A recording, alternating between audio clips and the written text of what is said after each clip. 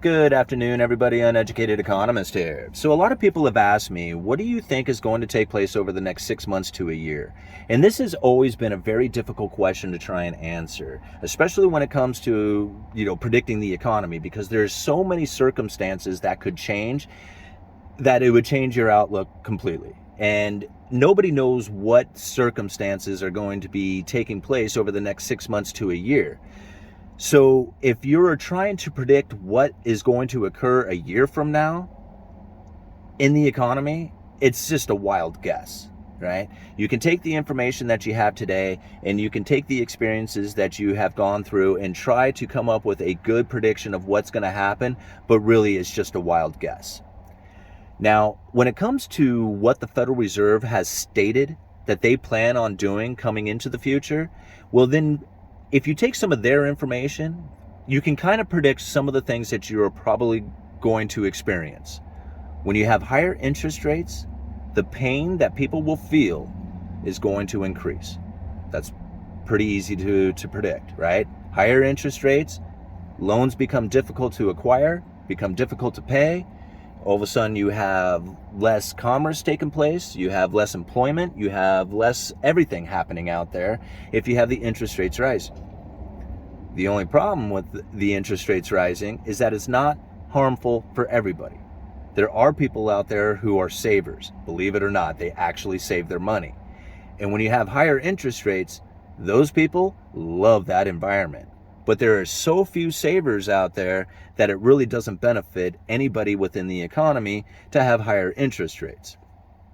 Right? Not in the short term. In the long term it does, but in the short term, nobody benefits from this. Everybody feels the pain. So now really where the pain starts to really kind of drive home is when you lose your job. I mean, that's really where the pain starts getting, personal.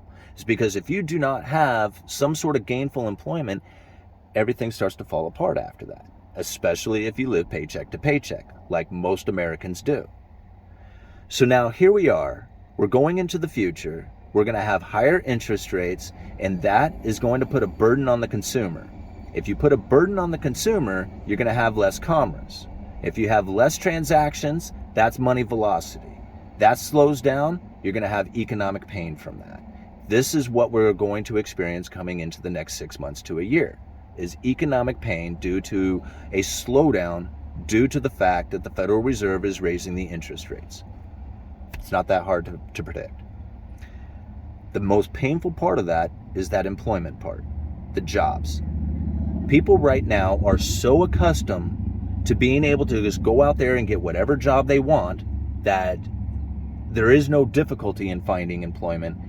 They have lost the idea of what it's going to be like to try and acquire a job. A lot of people have no idea that jobs at one time were difficult to get. I remember when I was in high school in 1995, I got a part-time job working at a lumberyard. It was fierce competition for a part-time job. I mean, I was going up interviewing against adults who were looking for any kind of work that they could find, including this part-time job. Now, luckily, I had inside knowledge about this position. I was friends with the manager, and I was able to basically, because it wasn't what I knew, but who I know, I was able to get that job. A lot of people don't know how difficult it is to try and get a job when the jobs market out there is not nearly as prevalent as it is today, right? I mean, like I said, you could just go out and just pretty much get a job any day of the week that you want. Hardly anybody knows what it's like to not be able to get a job. So now I think about how it is that I even got this position, because in about a year from now, you're going to find that people are not going to know what it's like to try and get a job. They're going to be like, man, what is it like to try and beat the streets and fill out resumes and go in and do applications and interview after interview after interview and still not get hired? Like, people have no idea what that concept is like. See, when I got the job that I'm at today, in fact, I was talking with another guy. We got hired on at the store we're working at today. We got hired on at the exact same time, and it was almost 10 years ago to like the day, almost today. Like, I think today was our first day 10 years ago. And so I thought about it. I was just like, remember how many people were trying to apply to get the positions that we got at this store? And he was like, yeah, man. It was like everybody. See, we had worked at a different lumberyard, my buddy and I did. And that lumberyard had shut down. It was actually 2 lumberyards here in the county. They shut down together. They were the same business. One of them was in Astoria. The other one was in Gearhart. And now my buddy and I, we worked at the Gearhart yard. And when it shut down, or was planning on shutting down, all the employees, like, you got to go find another job. We knew the stores were going to shut down, and we had to go find another job, right? So there's only a couple of places that had to have positions that you already had, right? We were working at a lumberyard. I was doing sales. There was a couple of guys who were like driving truck, driving forklift, doing these things, right? So you go to the other lumberyards and try and get positions there in the position that you were already holding at the current one, right? So I went to the current store that I'm at now, and I tried to apply for the sales position. So did my buddy, and they only had 2 sales positions, but yet all the rest of the guys who were working at these lumberyards, or the 2 lumberyards, they were applying for those sales positions too. So it wasn't just the 2 of us who went down there and applied. It was like a bunch of people, right, going down there and applying for these jobs. So I knew, crap, I need to stand out. Like, I need to stand out above everybody else, because it's not just like, being a good salesman and having a good reputation to it. I mean, you got to make sure that you drive it home that you're going to get that job. And it's not just a matter of like giving a good job interview or having a good application or resume or something else out there. It's more about like who you know, not just what you know, but who you know. So knowing that there was going to be fierce competition for this position at this lumberyard that I was going to go apply for, considering that the lumberyards that we were working for were shutting down, I thought to myself, okay, I got to get my name in there. I got to get my name being heard in that store.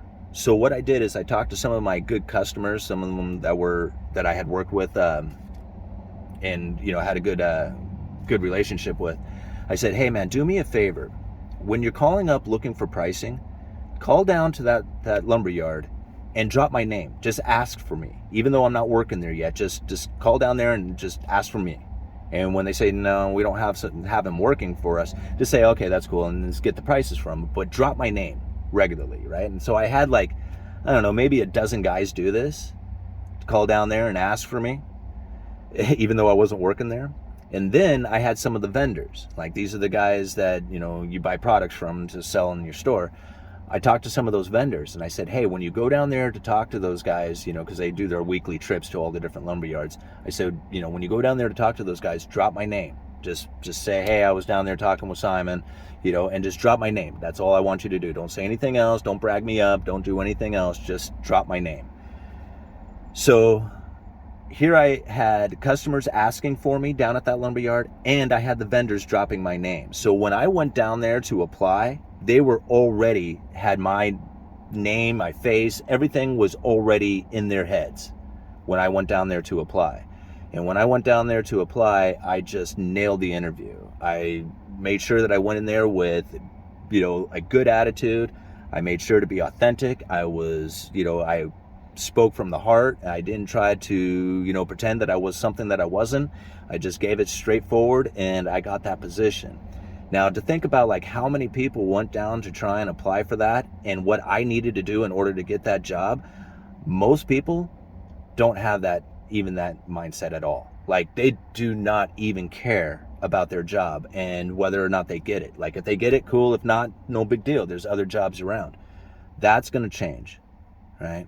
Once that flips and people are all of a sudden realizing that they can't just go down and get a job and that they actually have to try to get a job, they're going to go up against people who do stuff like I was doing.